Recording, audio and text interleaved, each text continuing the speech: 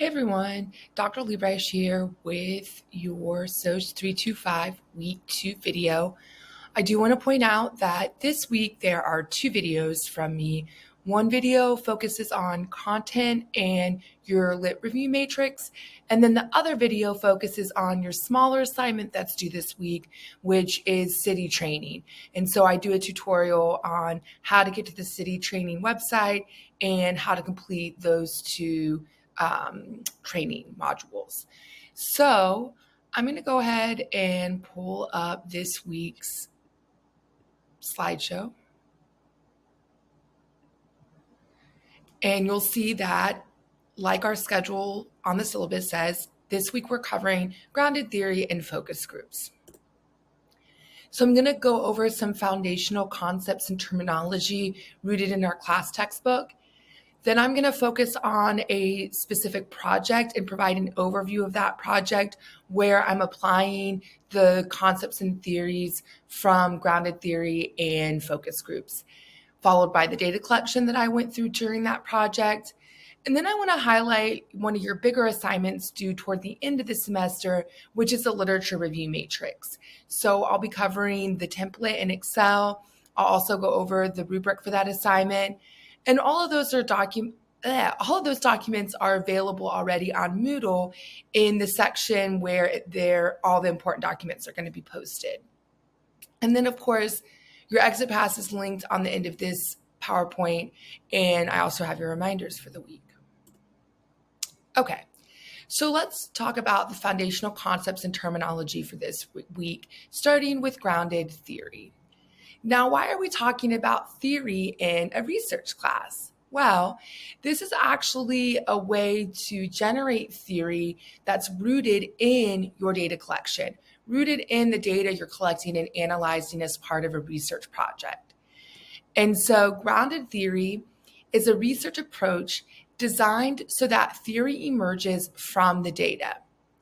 It was originally developed by Glasser and Strauss in 1967.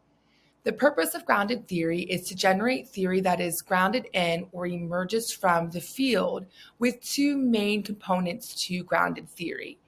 And to read more about grounded theory, be sure that you check out chapter 5 from your textbook, which is the assigned reading for this week. So the first principle or major components of grounded theory is theoretical sampling techniques. This is a concept that involves drawing repeated samples until no new concepts emerge. In theoretical sampling techniques, researchers should select participants, cases, or contexts based on the potential to contribute to the development and refinement of theoretical concepts.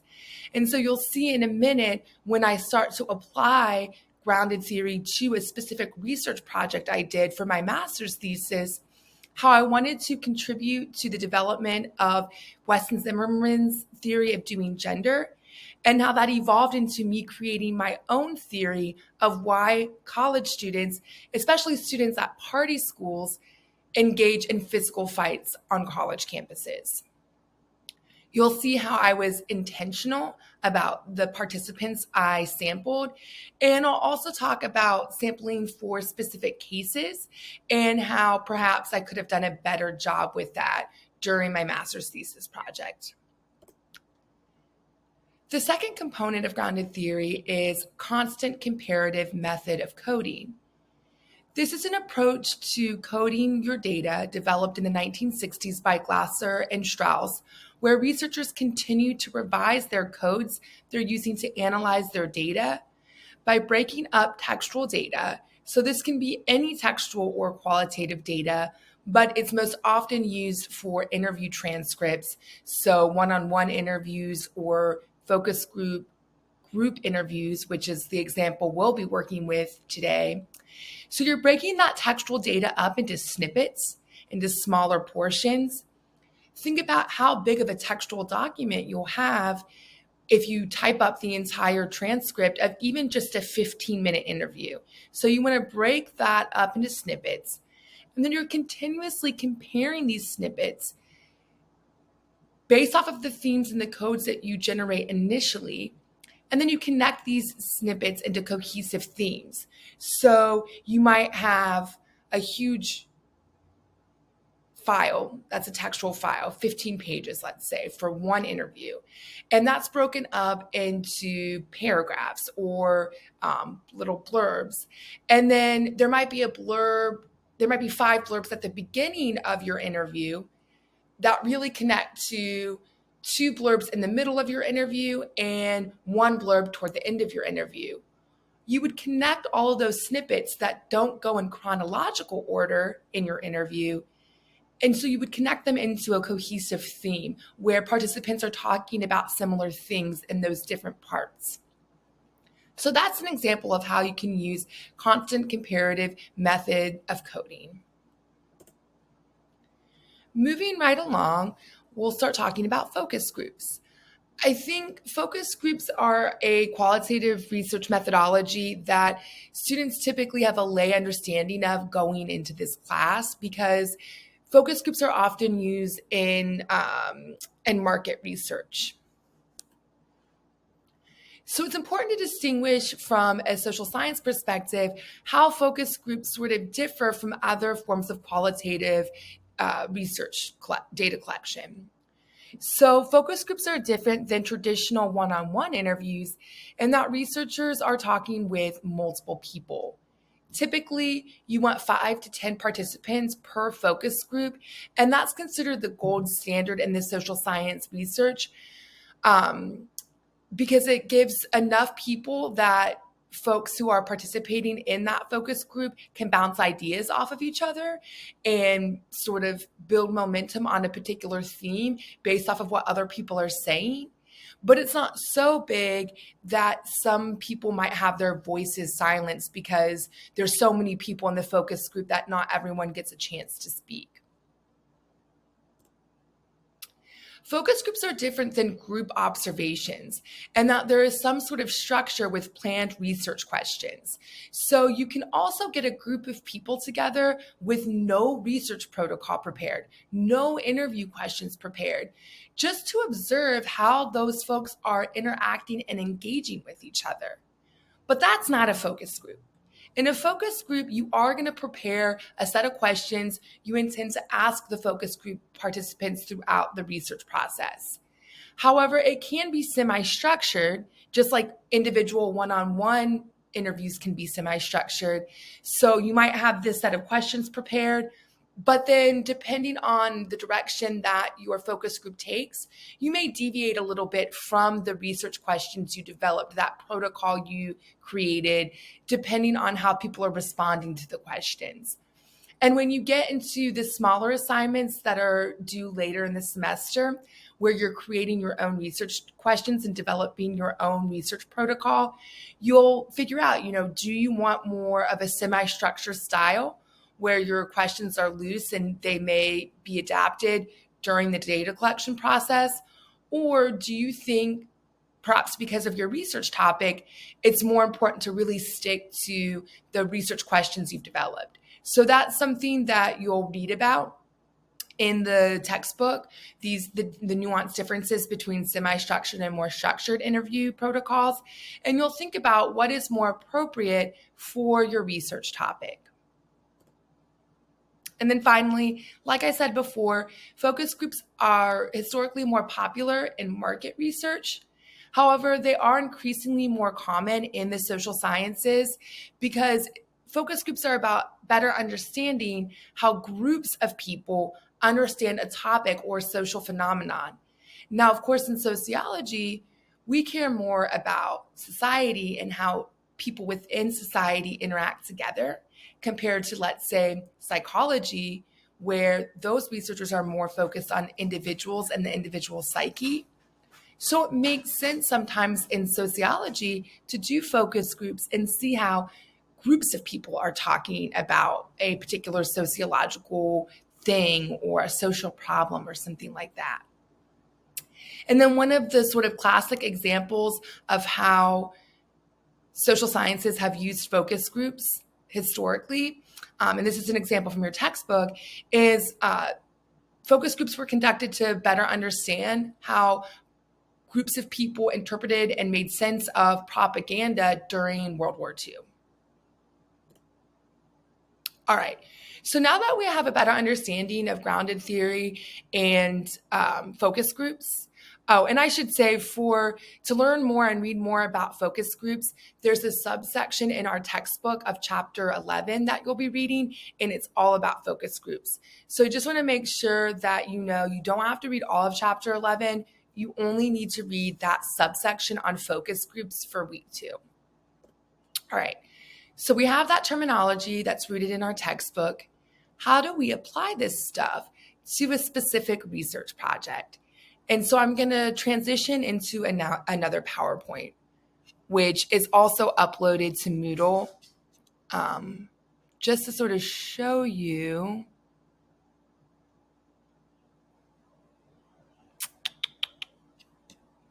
I think I have our Moodle pulled up. Okay, I don't, but I will pull it up. So if you go to our Moodle page,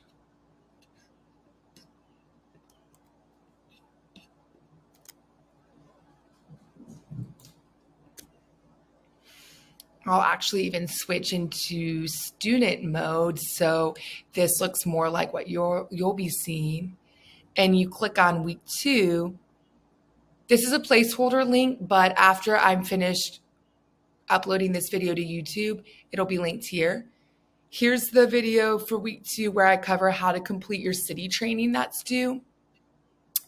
This is the PowerPoint that I just was in for the sort of overview of today's weekly material. Here's a link to download the PowerPoint I'm about to show you where I cover my MA thesis project. Here's a link to the city training website where you'll actually create an account and go through the process of completing the 2 modules for city training. And then here's where you'll submit your first certificate of completion for city training. And here's where you'll submit your second certificate of completion for city training. So there's 2 different modules that are necessary for conducting social science research that are required in order to get IRB approval. And so you'll read in your textbook how IRB approval is a way that universities ensure social science, well, really all research being conducted by scholars at their institution is ethical. And so in order to prepare you for some of the ethical issues that can come up during the research process, you have to complete the city training modules. And there are specific city training modules for the social sciences and the natural sciences and psychology. Sometimes folks will do lab experiments on animals like mice. So there would be a specific city training for that. But the 2 here are typically the ones that are required of social sciences.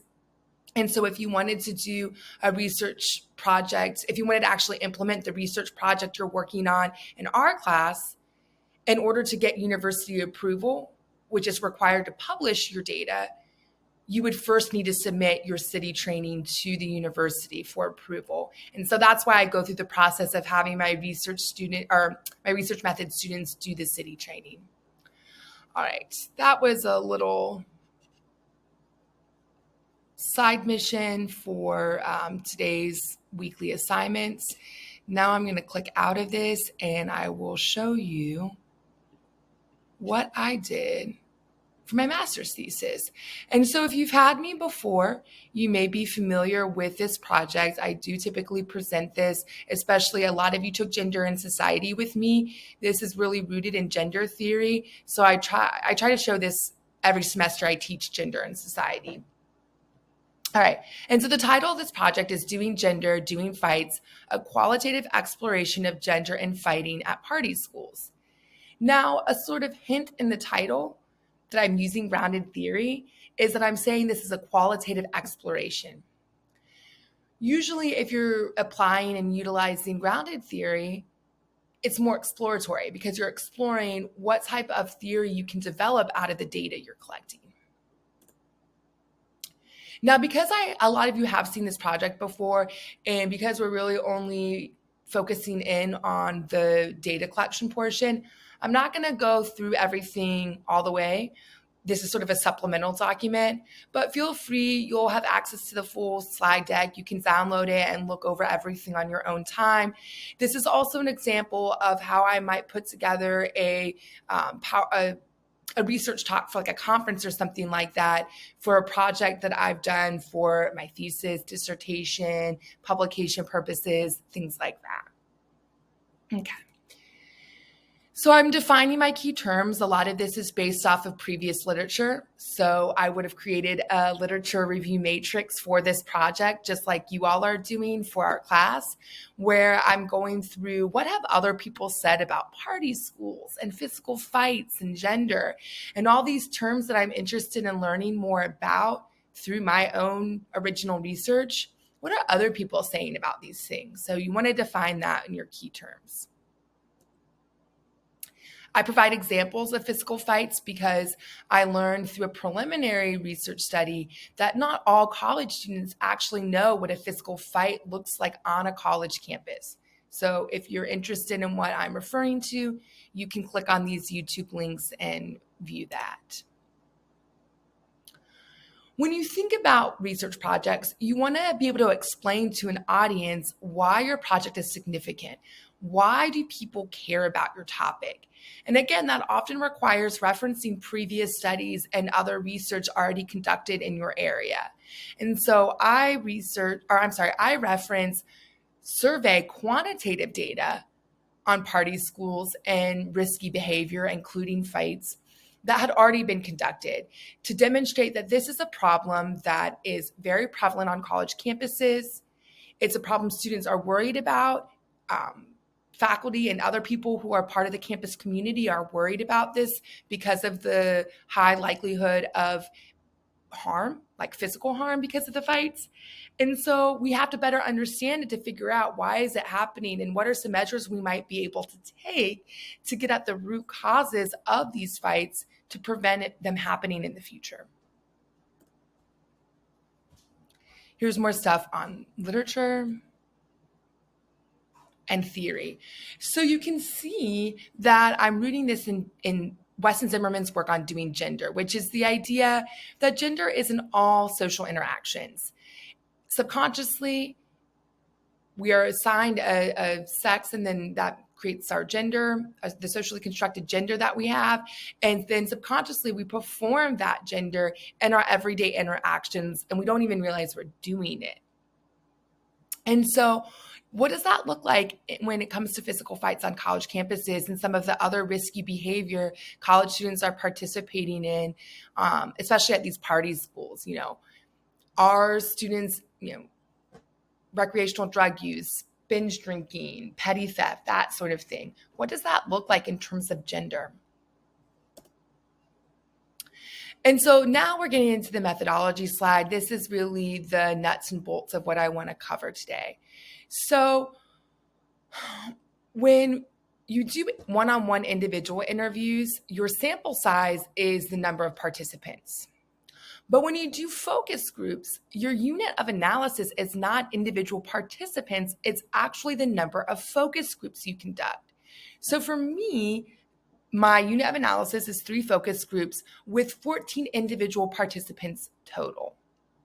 You want to talk about how long the focus groups lasted, or if you were conducting individual one-on-one interviews, you would say how long each interview lasted. And so typically, if you're presenting this information to an audience, you would say the average length of your interviews and then the shortest interview time and the longest interview time. You want to talk about who participated. So one of the things I write about in my thesis is the fact that, fighting has historically been labeled a masculine thing. Women are not supposed to get into physical fights. So when I recruited participants, it made sense that there were more men wanting to participate and talk about physical fights compared to women.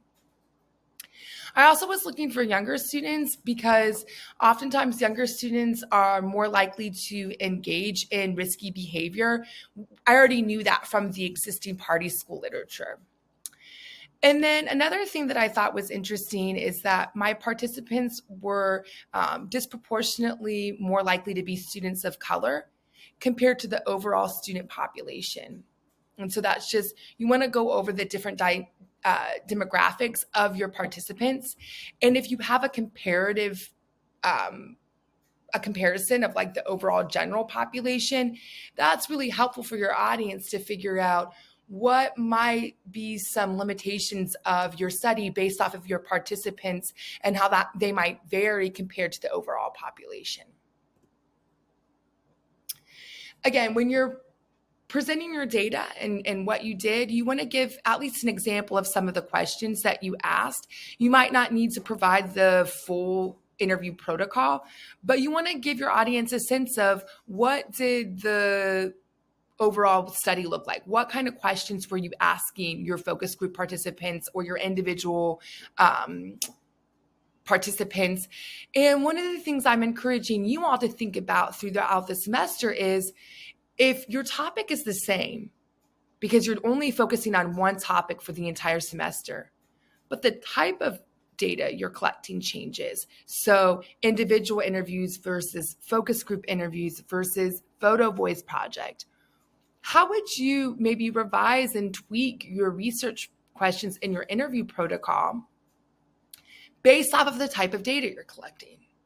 And so think about that. And you can see here what my sample questions are. All right, so my findings. One of the things that I found is, yes, gender was a component into how college students were talking about their peers who get into physical fights. And there were nuances for how these college students understood fights that were occurring between men compared to fights that were happening between women. Doing gender was happening. But something else came up, something unique to my research that didn't necessarily have anything to do with Weston Zimmerman's work on doing gender. It was unique enough that I no longer felt like I was contributing to that theory. It felt like it was a new theory I was developing regarding why college students might get into physical fights. And it had to do with them building their reputation. Now, one of the reasons why I think this makes sense is because you're talking about young people transitioning into adulthood. College really is sort of socially constructed in our society as this time where young people evolve into quote unquote real adults.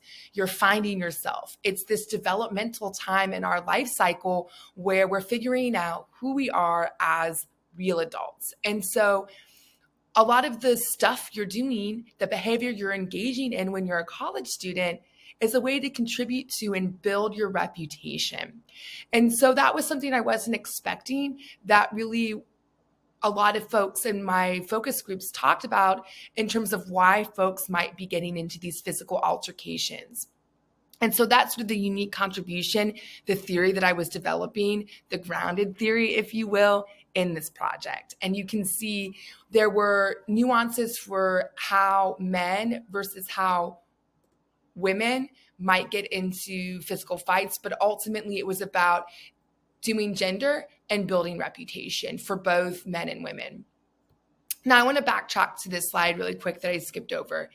This is an example of some of the focus group data that I collected, and this just shows you one way in which you can present your focus group data if you want to present it to an audience for like a research talk or something like that.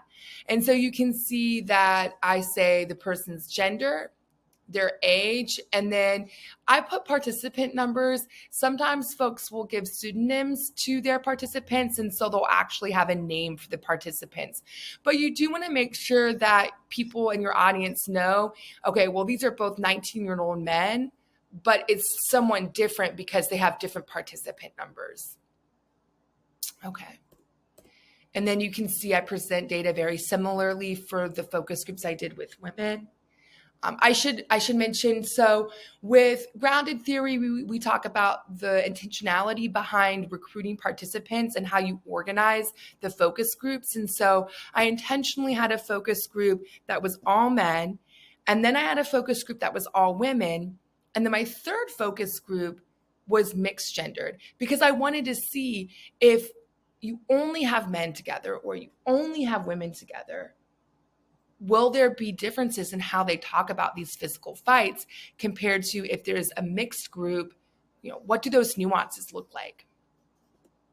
Okay, and so here's my concluding thoughts, and we're excited.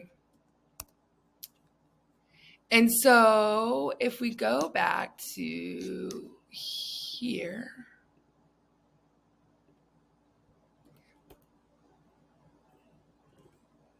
you can see that when I talk about like who was in my focus groups and that sort of thing, I was intentional about the makeup of each focus group.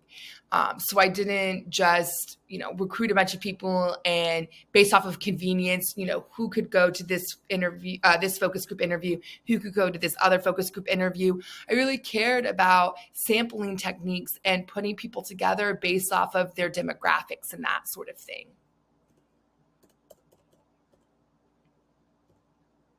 Okay, so I wanted to develop a theory. Why do college students get into physical fights?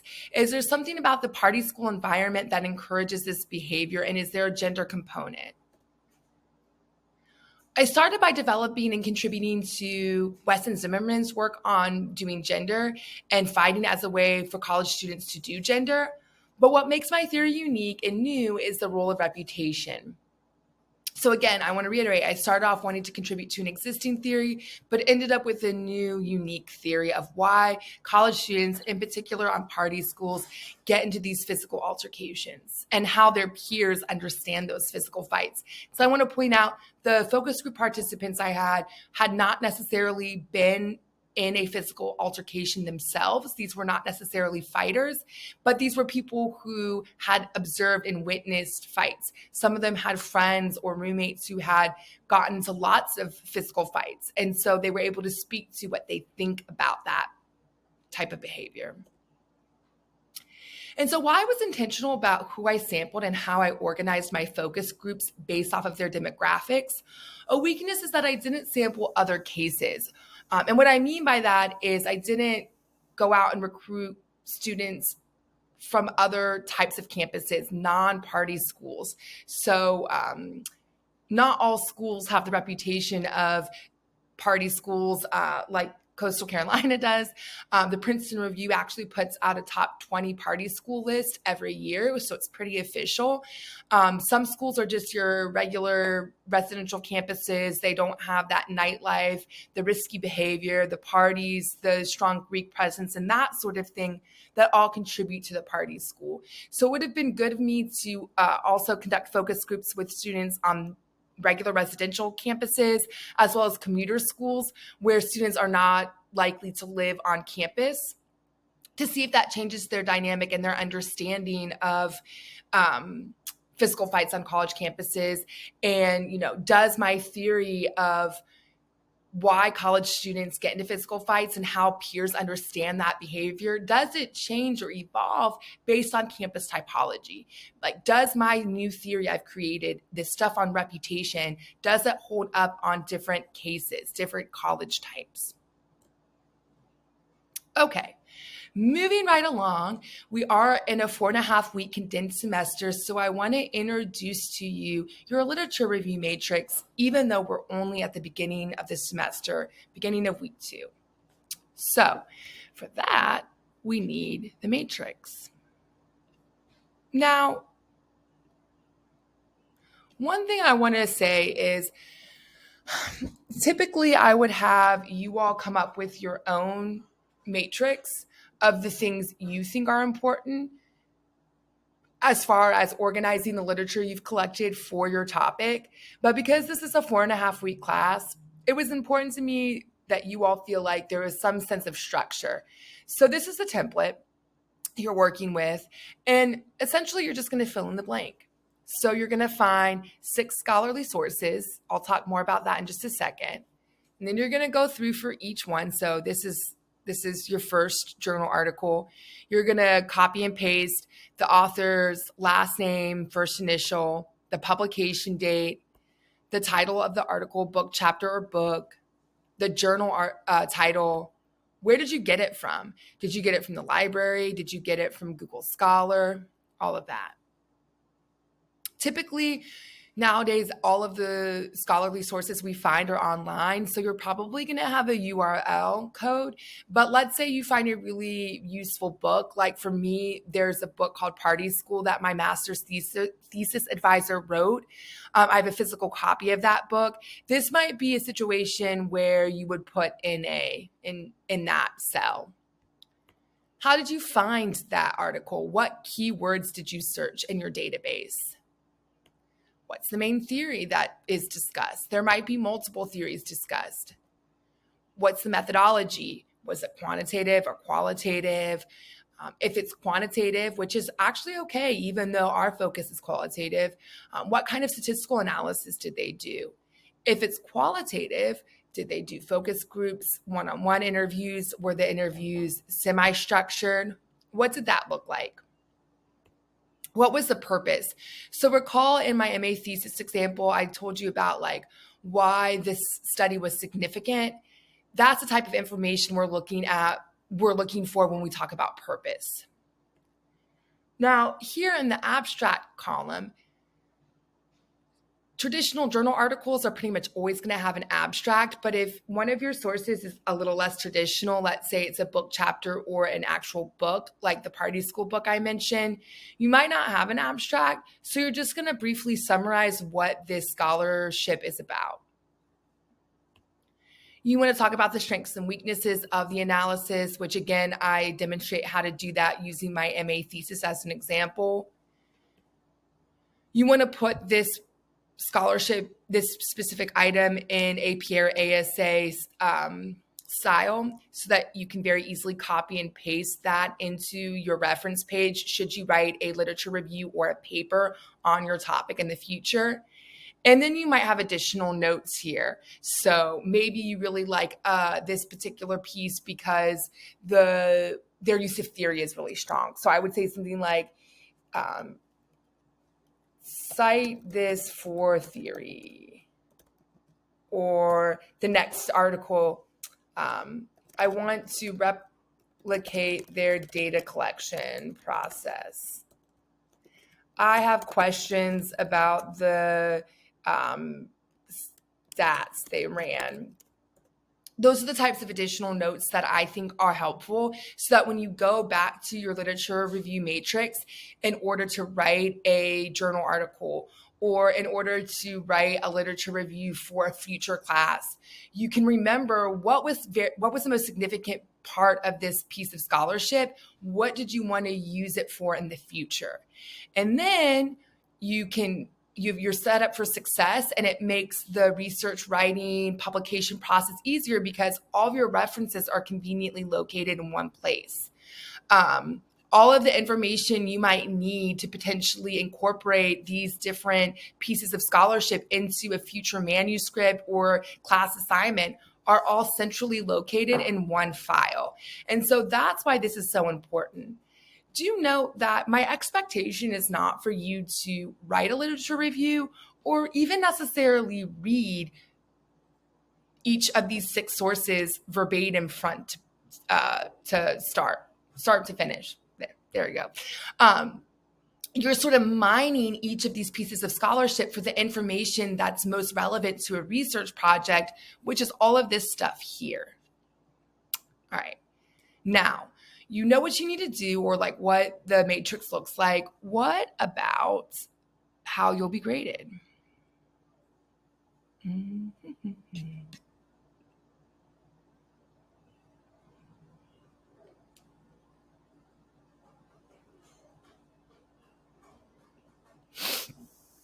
So here is the rubric for your literature review matrix. I use that term pretty loosely because you'll see that this is more of a checklist, step-by-step guide of what to do.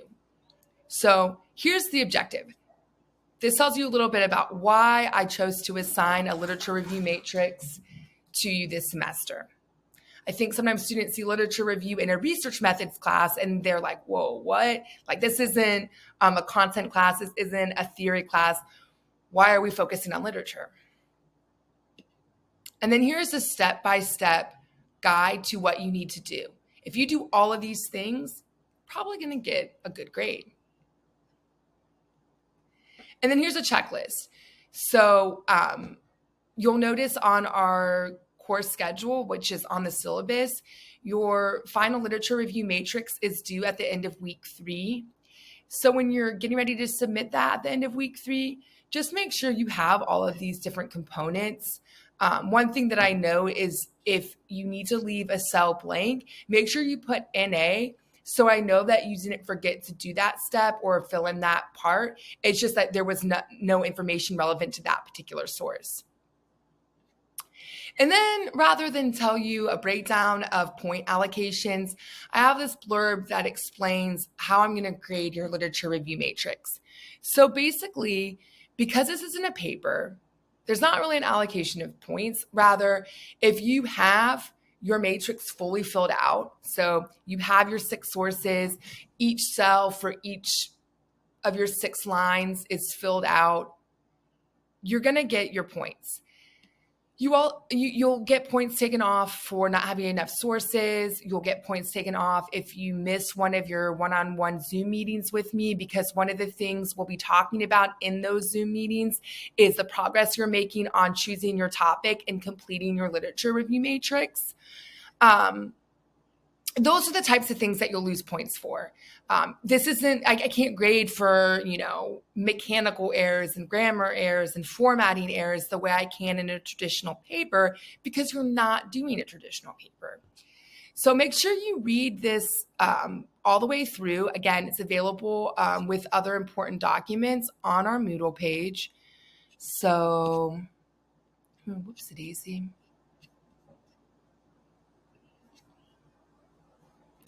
If you go down to, go up to important documents, you'll see that your literature review matrix template is here, and then the rubric is here. So those are the 2 files I just shared with you. I know not everyone has Microsoft Excel, so if you don't, email me as soon as possible, and I will convert that template into a Google Sheets file that you can use. But yeah, other than that, that's all I have for you. So let's go back to the slides really quick. And I just want to go over all the reminders. So of course you have your exit pass here. Remember, this PowerPoint deck is downloadable. You can copy and paste your exit pass link and complete that at the end of week 2. You need to read chapter 5 from the textbook. And then in chapter 11, there's that subsection on focus group interviews. That's the only thing you need to read from chapter 11 this week. You're completing your city training and submitting your 2 certificates of completion. Again, the details on what those 2 training modules are is on Moodle, and the portal to submit those certificates is on Moodle. You should be finalizing your research topic. So you should have just had your first one-on-one Zoom meeting with me where we talked about your topic. Now, this week, you're finalizing your topic based off of the feedback I've given you. And then, of course, you're starting to work on your literature review matrix. You're going to do a check-in with me, again, another one-on-one Zoom interview with me next week, week 3.